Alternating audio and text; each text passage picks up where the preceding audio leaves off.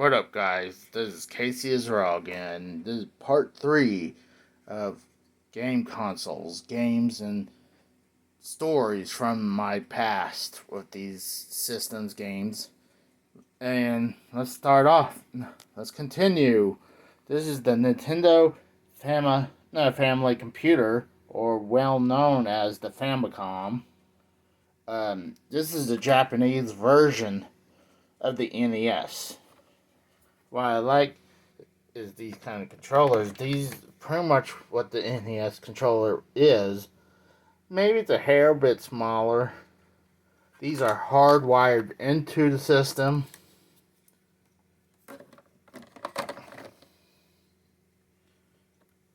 And control number 2 is actually kind of interesting because you can actually have a mic. One game you can really play using this is Legend of Zelda 1 in one of the dungeons. I think it's Pole's voice that would use it.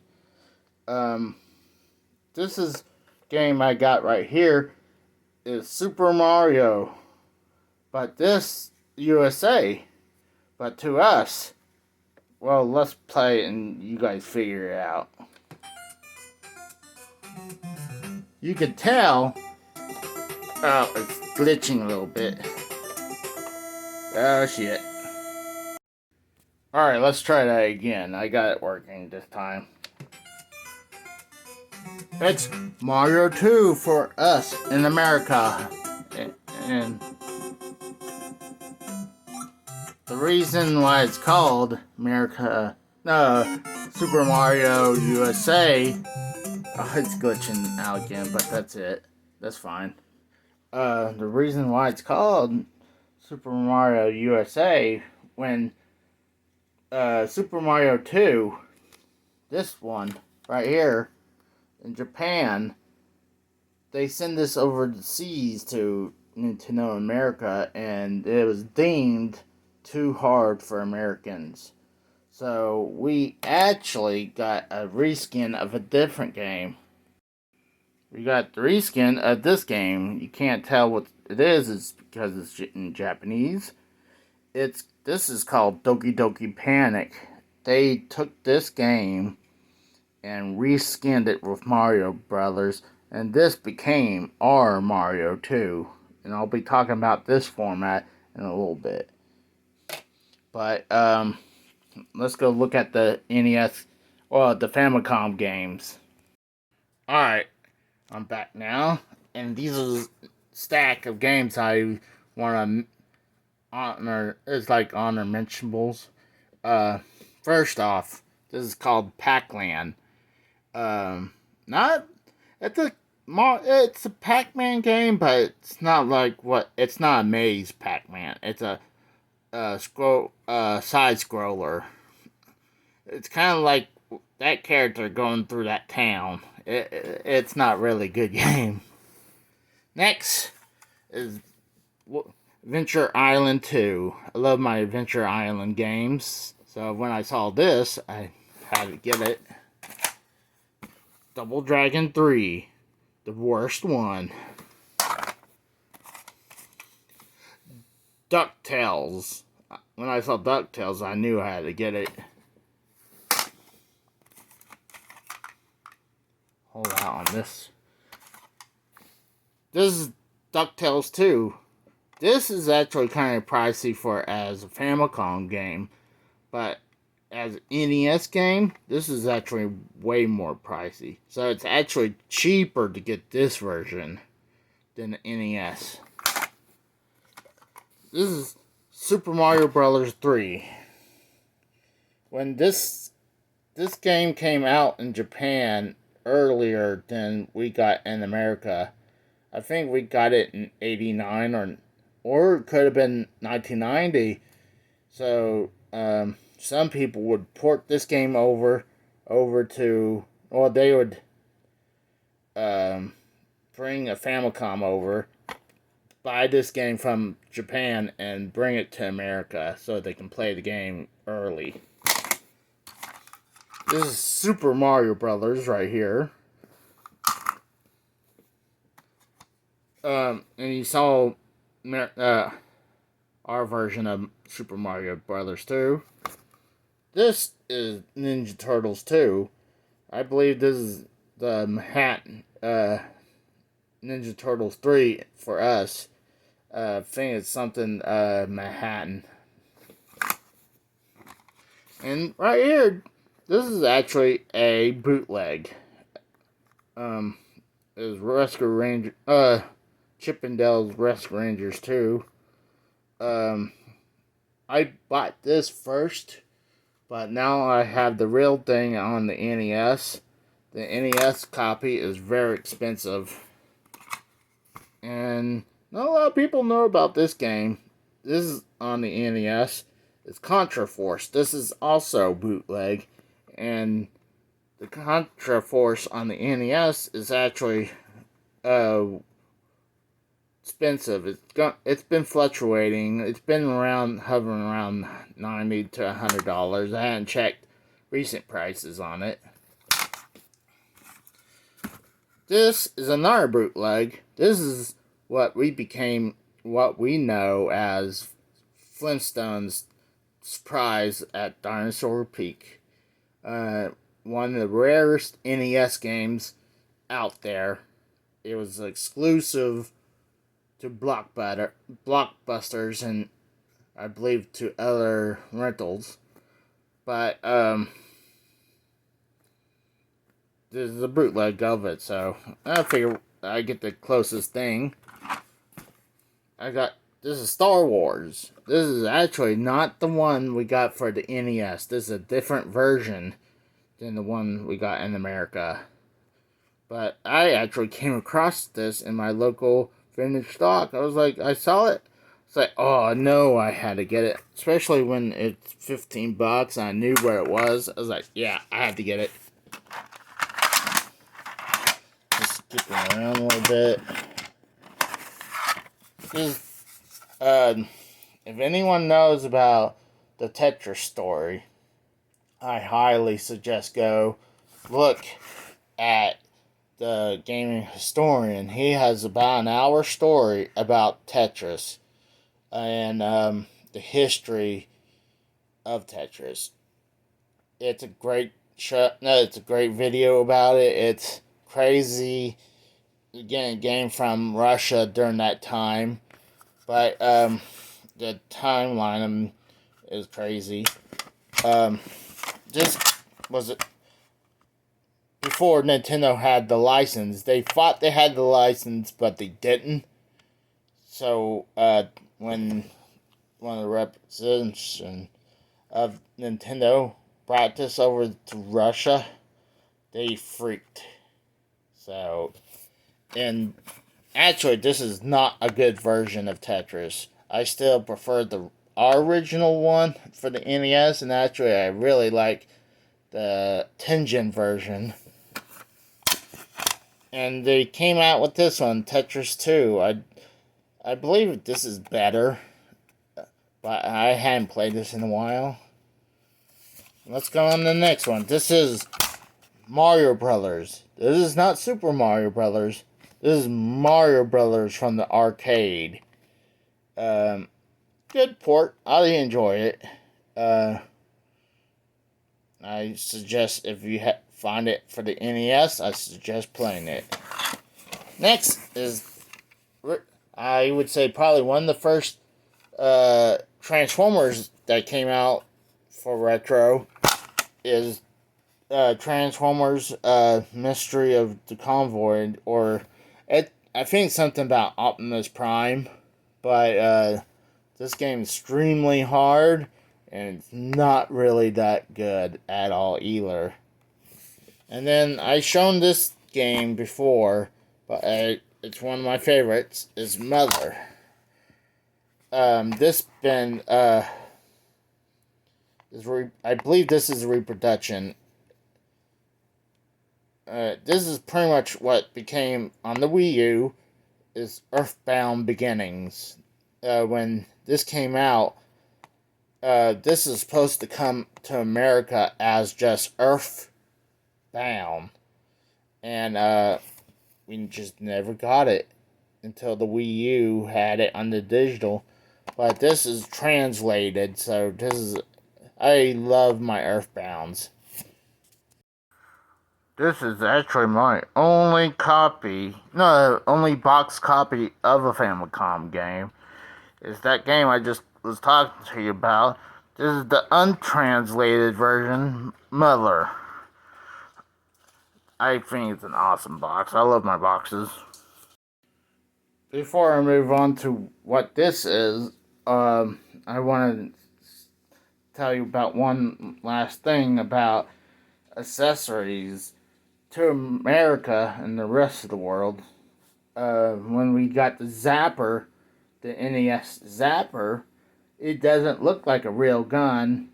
I know when they came out, first it came out with the gray top, and then later on they put the orange top.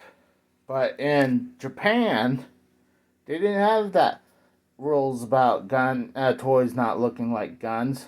So when one of their accessories for the game to play like Duck Hunt or Hogan's Alley, they would actually have a 6-shooter. Kind of like the old Western guns. They would plug it into this thing right here. I'm amazed I still have a cover over it. But you plug it in there and you play the game. I have this system actually modded. Like, if I didn't have this modded and I used the RF going to the TV, I mean, for nowadays it'd be okay because a certain channel, I think like in the 90s somewhere, that's where this would come on in America. But back in the day, we didn't have that option unless you was using a VCR. But yeah, I had this modded so I can use AV cables on it. Really like that. This was the precursor. This part doesn't work, but this was eject the cartridge.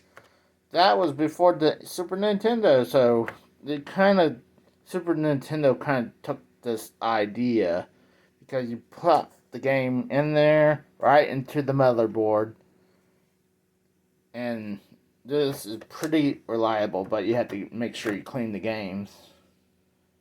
And they actually, like I showed you my current NES console, they had a remake of it that looked almost identical. It was a little bit more boxier, but it was almost identical. So let's move on to what this is. This is the Famicom disk system. You plug this RAM on top of it into the Famicom. And actually, what's crazy, this system, if you don't want to use any cords to plug it in, you can actually use like a bunch of C batteries to run it. I heard it runs pretty long on C batteries, but I prefer just using hook it up with cables. Currently, this add-on, I need to get it worked on. I got this in Japan. It was working. It doesn't now. And I'm pretty sure it's the belt inside not working no more. And let's throw this in. This is what the disc looks like. It says Nintendo. And there's no shutter to protect the disc. And they didn't just put Nintendo right there just for branding, but you see how the I and the last N kind of goes further? That is their version of copyright protection. It would fit into the grooves when you put it in there.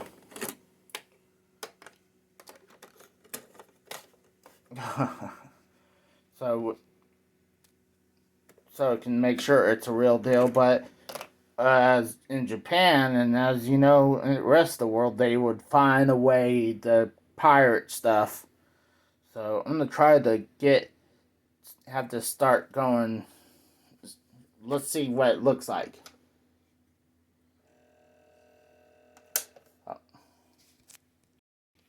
When I start this thing up, actually, this is one of my favorite jingles when you load up, when the system turns on.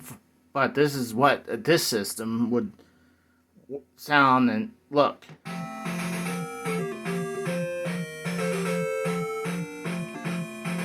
It's crazy that's in English. And then you have Luigi and Mario playing that little switch, turning it from one color to another. And let's see if anything happens. I load this up. It's reading it. I don't think it's going to do anything because I believe this one is broken. I tried it before doing the video, but I figured try it right here, and I don't think it's reading. There's the red light going on. I'll let it try to go on. I'll go ahead and show some of the games. This is what we know as Legend of Zelda 1. And I showed you this earlier. This is Super Mario Bros. 2, or our version is Super Mario Bros. Lost Levels. They ported this game, Mario, over to this system. What's crazy, some of these games are like Mario 1 and Mario 2. It would fit just on one side of this, so you have kiosks. It would write different games. So that's why that's blank on side B. But certain games like Legend of Zelda, you need both sides. I believe this is Muscle. I could be wrong, but some kind of wrestling game. This is Metroid. Right here, you can see where it says A and B because you need both sides. And the good thing for this version, this has slave slots. Like, you don't have to play the whole game in one sitting, so you can save it. This is Ultraman. See, like this game has a different game on another side. You got Ultraman on one side and another game on the other side. Oh, alright, hold on. I could be wrong. Actually, that's the same game, just has two different covers. This game is pretty much like Indiana Jones. It's cool. This takes both sides. Othello. Let's talk about this. This has a blue disc. This is, you would play when there's a blue disc. It's a game that's a tournament version. There was a tournament playing this game, and some of the winners got a gold Famicom cartridge of Mike Tyson's Punch Out, or it could have been just Punch Out. I only saw that cartridge once, and it was like over $100. Like, no. This is Castlevania. Same thing. This has to take both sides. And this is Castlevania 2. Same thing as well. And this is Legends of Zelda. Link's Adventure of Link. What's crazy about these is that in Japan back in the day, these you can actually rewrite these. So you cannot, if you're gonna collect these, you're not guaranteed to have these actually be on there. You can have labels, and it would say that, but there is a chance, like this Legend of Zelda 2 would be something different completely. So, that's the one thing you gotta watch if you're gonna collect these games for this system. And It's still not working. That sucks. I gotta get that worked on. So, and I believe that is it for tonight. Figured do around, nothing much to do, so figured do this. Thanks for watching. Bye.